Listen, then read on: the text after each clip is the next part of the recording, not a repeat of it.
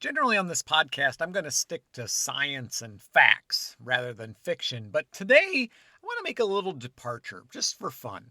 I want to tell you about some so called lake monsters, specifically Chessie in Chesapeake Bay and Nebraska's monster of Walgren Lake, for two reasons. First of all, they're wonderful pieces of folklore, and second, because there's a certain romanticism about these stories.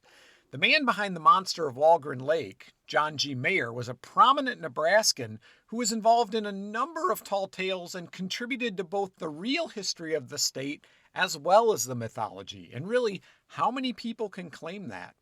And as for Chessie, well, we just don't know. Is there a somewhat mundane explanation for the many sightings of this beast? Or does something as yet unknown to science lurk beneath the waters of Chesapeake Bay? It's fun to think about, isn't it? So just for fun, let's dive in, see what I did there, to the stories of Chessie, the monster of Walgren Lake, and the other hoaxes perpetrated by John G. Maher.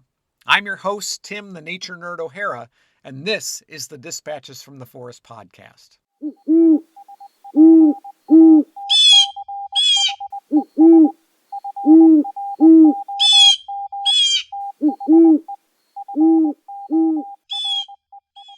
Now, no doubt you've heard of Nessie, the Loch Ness Monster, probably the most famous lake monster in the world.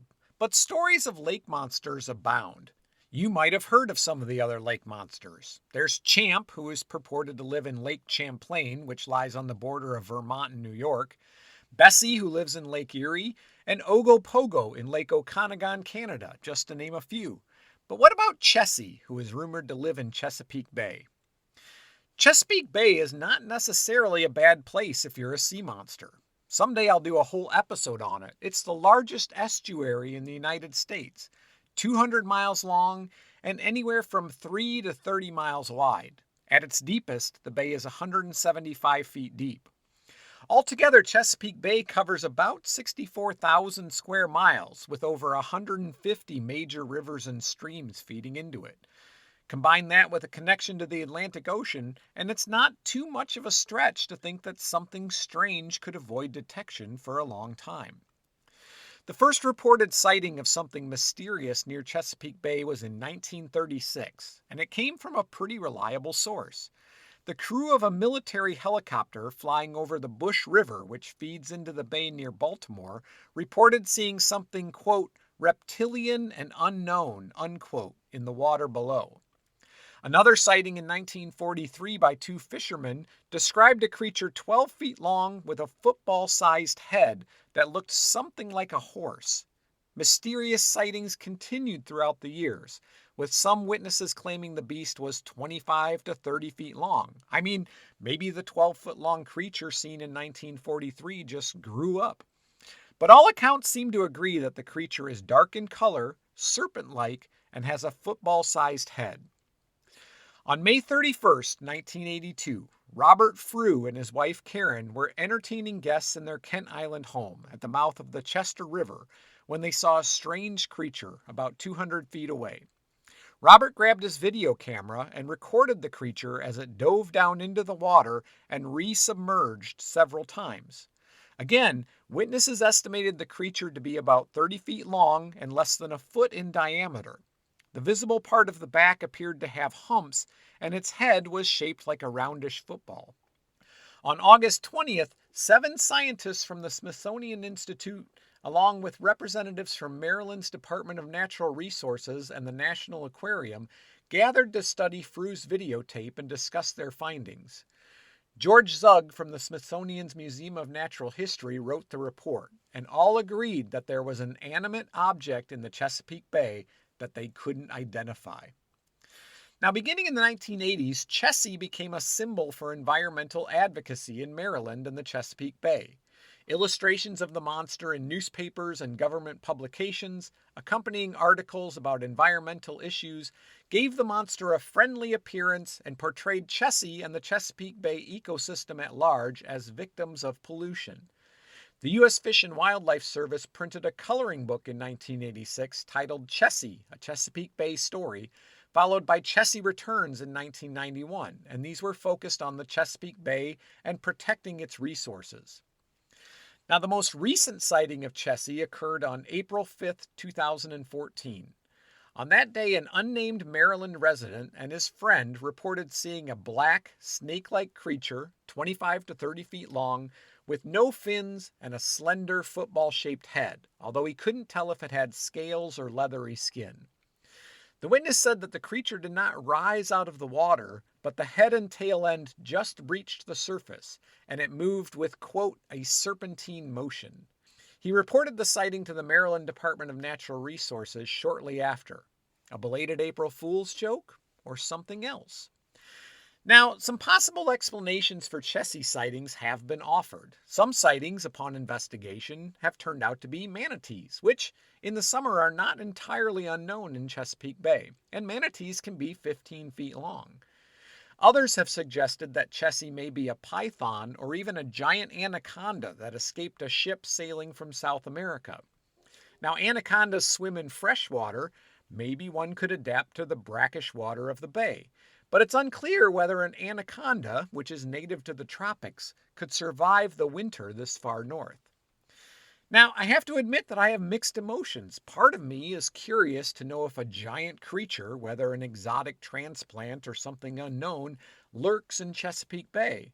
And another part of me, perhaps the larger part, hopes that it just remains a mystery.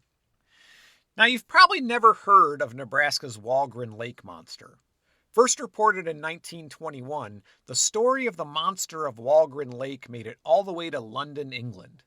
Is this creature real? Absolutely not.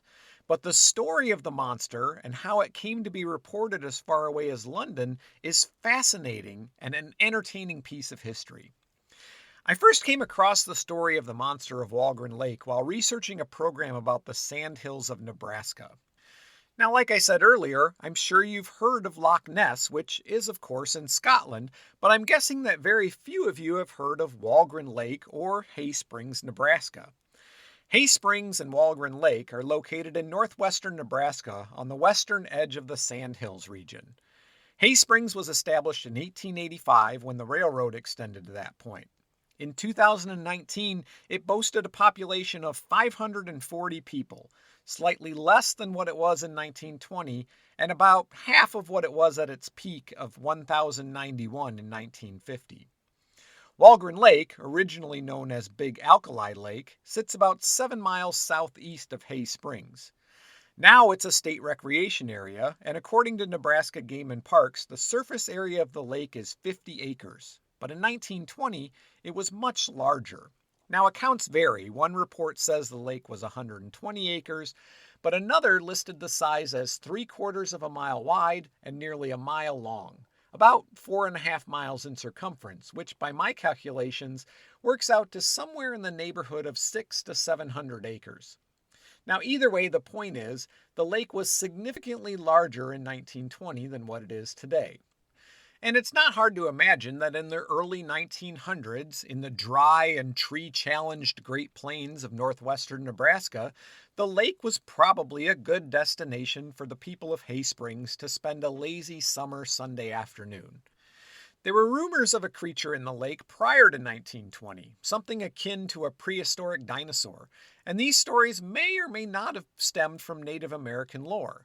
But on September 16, 1921, the Hay Springs News ran a story about the monster with the headline, "If it isn't a whale, it's a whaler of an animal." The monster was, quite literally, the talk of the town. In October of that same year, dragging the lake to find the creature was proposed, but the cost of leasing the land from the landowners was too high, and there was not a big enough net to hold the creature, so the matter was dropped. Over the next few years, several witnesses claimed to have encountered the monster. In August of 1922, the Hay Springs News headline read, "Huge water animal again seen at the surface." Descriptions of the monster varied. In 1923, a Hay Springs man named J.A. Johnson gave an interview to the Omaha World Herald. He claimed that he and his friends saw the creature and described it as 40 feet long, dull gray-brown in color with a horn-like object between its eyes and nostrils. He went on to say that when the creature noticed the men, it emitted a dreadful roar, thrashed its tail about, and then dove under the water. In other reports, the monster was even larger. One story claimed that a skeptical Omaha man spent the night alone at Walgren Lake, and when he returned, his hair had turned white and he looked haggard and worn. He was unable to speak for 3 days, and when he finally recovered his voice, he described the creature as 300 feet long with a mouth big enough to hold several train cars. Serpentine or alligator-like, with or without a large horn between its eyes, shiny black or dull gray, scaly or not, it was alleged to come ashore and flatten cornfields and devour livestock. It was said that its footsteps shook the ground so hard it made nearby farmers sick, and gnashing of its teeth sounded like thunder. It had a loud roar, flashing green eyes, an awful stench, and even was said to spit fire. Local fundamentalist Christians believed that it was sent by the devil to test their faith. Reports and retellings of the tale went on for years, if not decades. With each one, the legend grew. Now, surely if such a creature existed, there would have been some definitive proof. In drought years, the lake was described as being little more than a puddle, and at one point a nearby stream was diverted into the lake to help it out. A 300-foot-long monster, or even a 40-foot-long one for that matter, or the remains of one would surely have been noticeable when the lake shrunk, which leaves the lingering question, where did the story of the beast originate?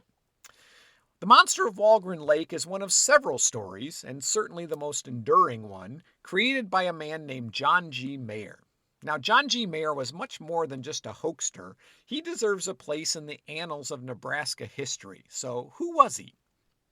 John G. Maher was born in 1869 and spent much of his life in the Chadron area, about 20 miles northwest of Hay Springs, which explains why most of his hoaxes and tall tales take place, or at least originate, in this region. His father was briefly a state senator and was credited as being the first to bring winter wheat to Nebraska.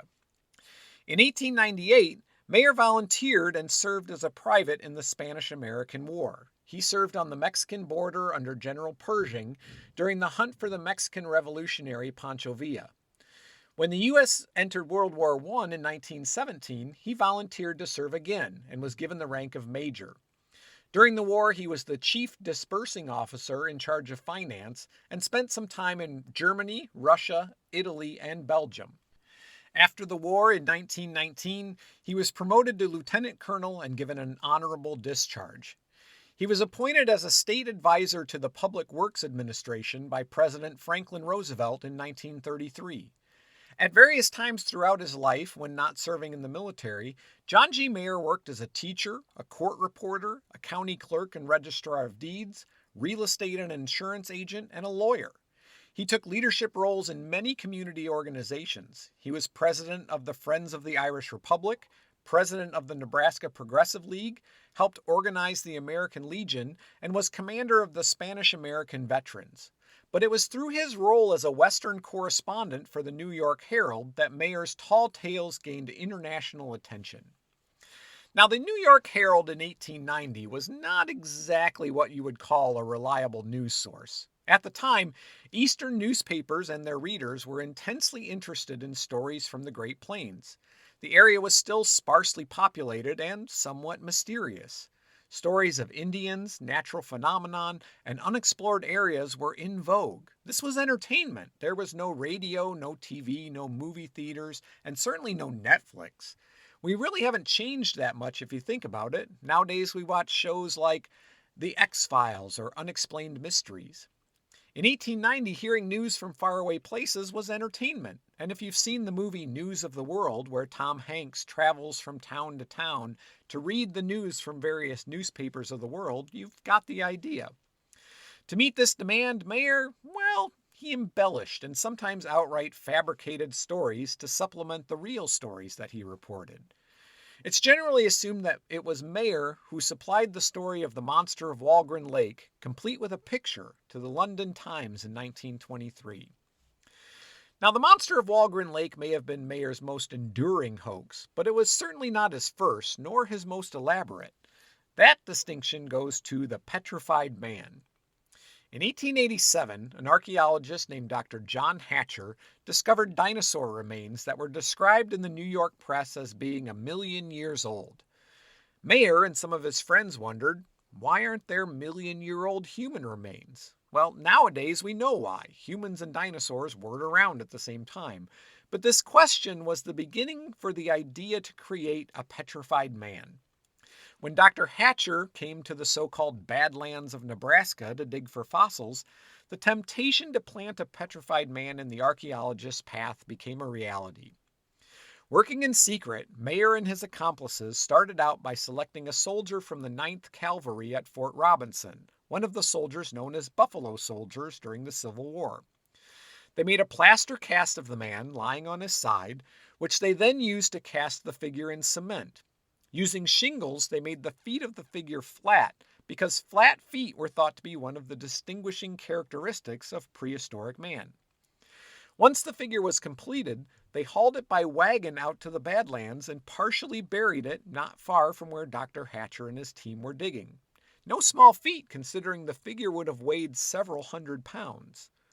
On a rainy October afternoon, the figure was discovered half buried in the clay. A report in the Dawes County Journal reported that brothers Ed and Clyde Rossiter were digging for fossils when Ed found what he thought to be a bone protruding from a bank of clay.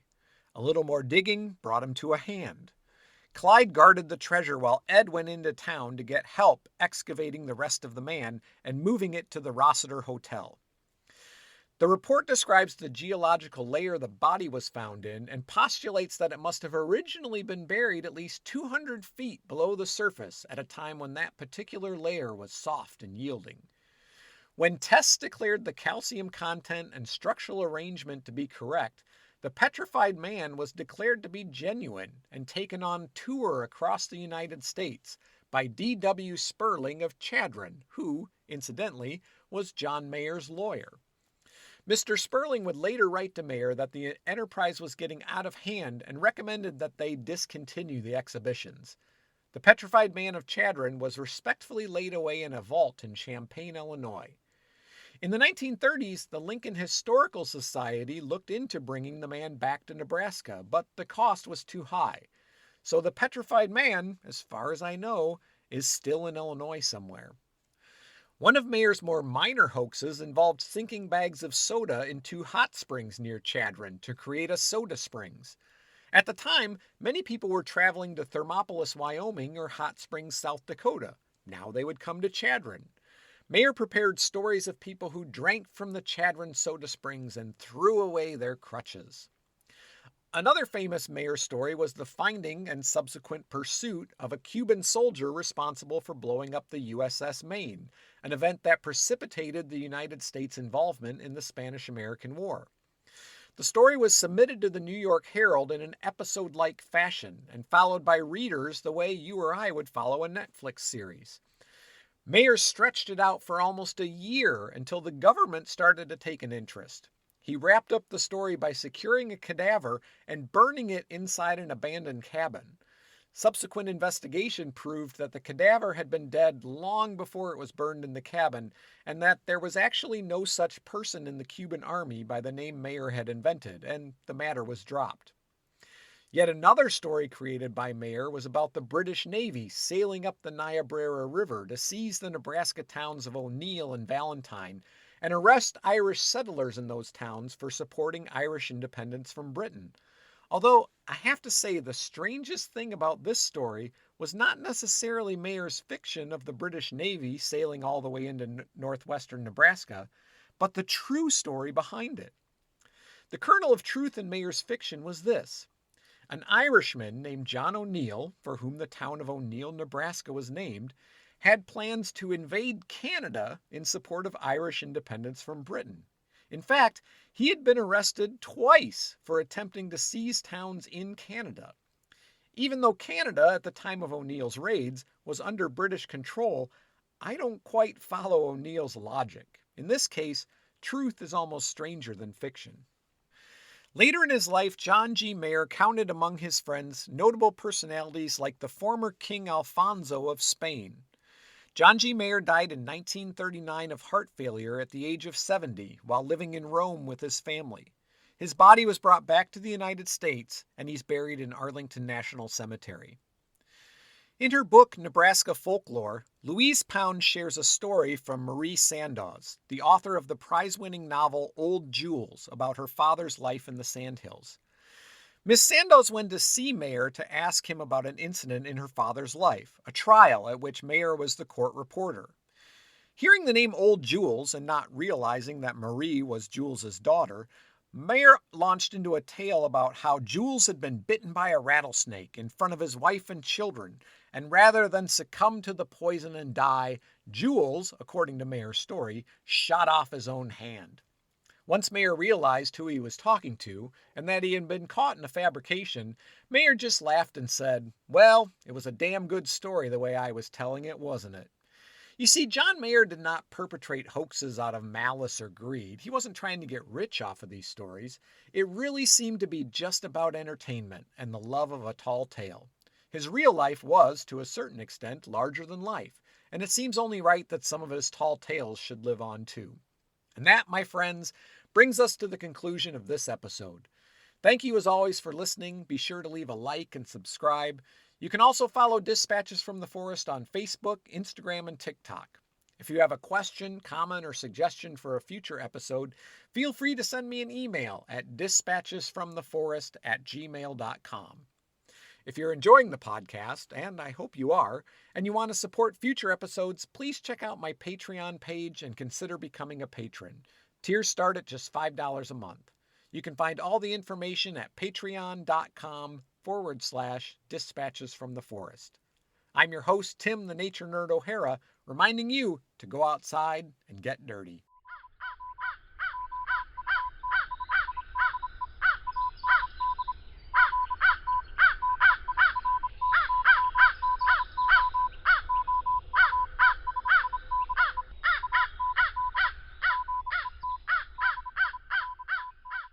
The Dispatches from the Forest podcast is a production of Dispatches from the Forest and may not be used or rebroadcast, whole or in part, without express written permission.